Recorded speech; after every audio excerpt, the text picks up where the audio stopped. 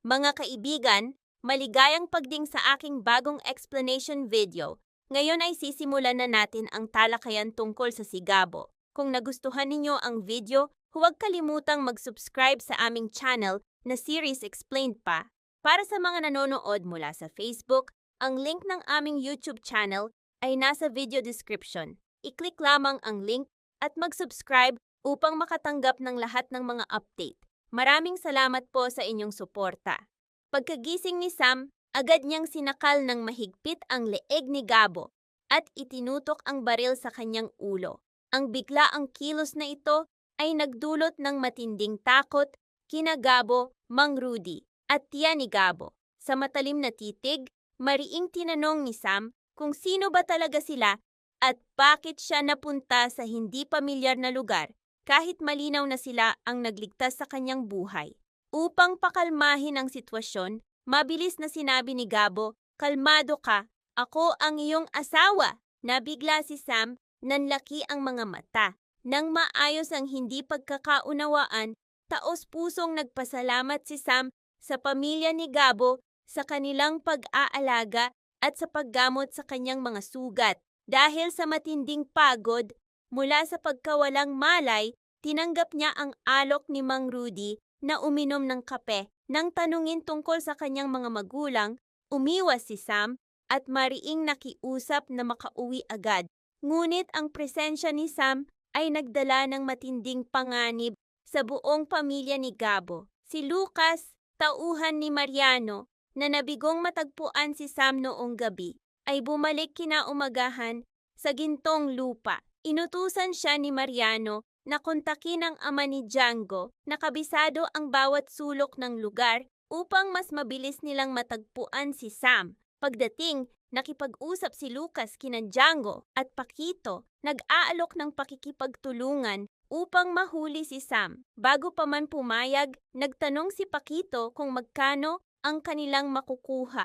Ang kanilang pangunahing layunin ay pera.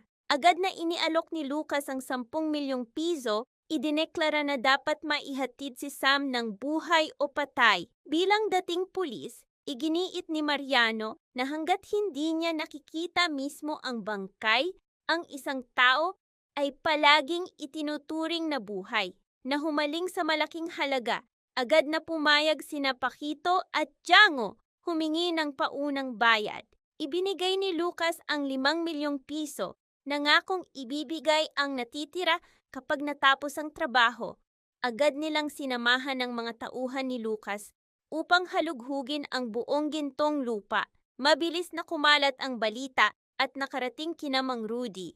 Nang matanto ang matinding panganib, inutusan niya sina Gabo at Sam na tumakas agad upang hindi sila mahuli. Sa sandaling iyon, natuklasan na nina Mang Rudy at Gabo ang bahagi ng pagkakakilanlan ni Sam. Handang ibunyag ni Sam ang pangalan ng kanyang ama, si Ricardo, nang biglang dumating ang mga kalaban at naputol ang kanyang salita.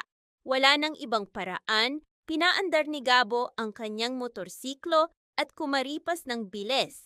Nakita sila ni Django at Lucas at agad na pinaputukan, ngunit dahil sa pambihirang galing ni Gabo sa pagmamaneho, nakatakas sila ng ligtas. Habang humahataw sa kalsada, tinanong ni Gabo si Sam kung saan sila pupunta. Nag-atubili siyang dalhin si Sam kina Paps o Tatang dahil ayaw niyang ilantad ang lihim na taguan ng kanyang bagong grupo na anihos. Mabilis na itinuro ni Sam na dalhin siya sa kanilang bahay sa 138 Street sa Maynila. Lumaki si Gabo sa Maynila, kaya't kabisado niya ang mga daan. Kaya't lalo niyang pinabilis ang kanyang motorsiklo patungo sa kanilang destinasyon. Ang salaysay na ito ay nagtatampok ng pagkagising ni Sam, kasunduan ni Lucas, babala ni Mang Rudy at habulan sa motorsiklo. Pinagdurugtong ang panganib, pagtataksil at pakikipagsapalaran tungo sa dramatikong pagtakas patungong Maynila. Pagdating ni Sam at Gabo sa marangyang palasyo ni Ricardo, agad silang hinarang ng mga mabibigat na armadong guwardya. Ngunit sa isang utos ni Sam, Agad na ibinaba ng mga gwardya ang kanilang armas. Nang tangkaing ikulong si Gabo, mariin itong ipinagbawal ni Sam, idineklara na ang binatang ito ang nagligtas sa kanya mula sa lahat ng panganib. Pumasok siya sa bahay kasama si Gabo. Nang marinig ang kaguluhan, bumaba mula sa itaas sina Ricardo, ang ina ni Sam na si Isabel, at ang kanyang mga kapatid. Nang makita si Sam na kasama ang isang gusgusen, mahaba ang buhok na estranghero na tila hindi nakabisita sa barbero ng maraming taon. Lubos na nabigla si Ricardo. Tinanong ni Gabo kung sila ba ang mga magulang ni Sam at agad na kinumpirma ni Sam, ipinakilala siya kina Ricardo at Isabel. Dahil minsang ipinahayag ni Gabo na siya ang kanyang asawa at si Sam ay patuloy na nagdurusa sa pagkawala ng alaala. Tunay niyang pinaniwalaan na siya ay kanyang legal na kabiyak at ang kanilang kilos ay sumasalamin sa isang mag-asawa. Naguluhan si Ricardo at tinanong si Sam kung sino ba talaga ang lalaking ito, bakit niya ito dinala at bakit siya bumalik ng huli matapos mawala ng matagal. Mabilis na sumagot si Sam na ito ang kanyang bagong asawa at siya ang nagligtas sa kanya mula sa kamatayan at panganib.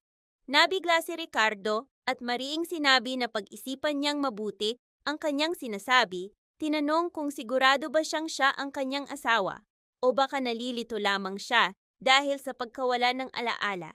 Ngunit matatag na tugon ni Sam, hindi ito kalituhan, walang hanggan ang kanyang utang na loob sa lalaking ito at dahil sa kanya ay nahuli niya ang mga kriminal na sina Victor Safra at Mr. Chan. Itinaas ni Ricardo ang kanyang daliri at nagbabala na bago tanggapin ang lalaking ito bilang asawa, dapat niyang pag-isipan ng malalim. Ngunit dahil sa kanyang memorya na malabo pa rin, nanatiling kumbinsido si Sam na siya'y kasal na. Niyakap niya si Gabo ng buong puso at ipinaglaban ang kanyang dangal sa harap ng pamilya.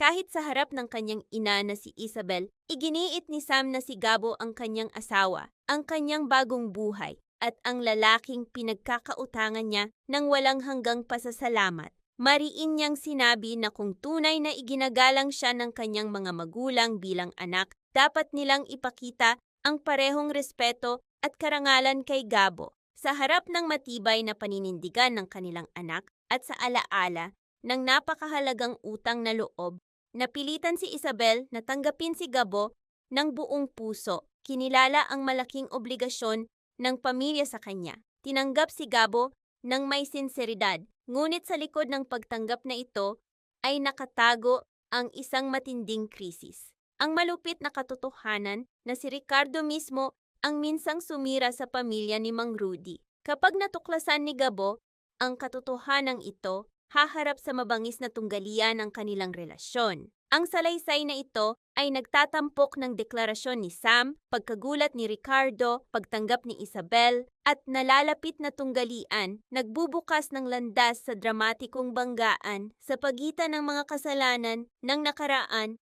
at ng katapatan sa kasalukuyan. Maraming salamat sa panonood ng buong video. Para mapanood ang susunod na episode explanation, huwag kalimutang mag-subscribe sa Series Explained PH channel.